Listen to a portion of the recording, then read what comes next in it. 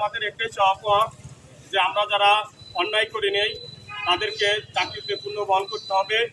আর যারা ঢাকায় পিলখানার ঘটনায় যারা এখনো জেলবন্দী রয়েছে তাদেরকে অবিলম্বে জেল থেকে মুক্তি করে দিতে হবে। আমি আবদার করছি বর্তমান আমাদের সকলের বিডিও সদস্যের পক্ষ থেকে যে আমরা অন্তর্বর্তী সরকার, উপদেষ্টা মণ্ডলীর এবং আমাদের প্রশাসন বৃন্দকে আবেদন করছি যে আমাদের যারা ভাইরা জেলে রয়েছে তাদেরকে মুক্তি দিয়ে আর আমরা যারা এখনো পরিবার থেকে যে আমরা একটা মানবতার জীবনযাপন করছি যেন আমরা আবারও যেন চাকরিতে ফেরত যেয়ে আমাদের পরিবারটাকে উজ্জ্বল করতে পারি। 18,000-এর বেশি মিডিয়া সদস্য ও পরিবারগুলো সর্বদা শৃঙ্খলাবদ্ধ ও আইনের প্রতি সরকারের প্রতি সর্বদা শ্রদ্ধাশীল।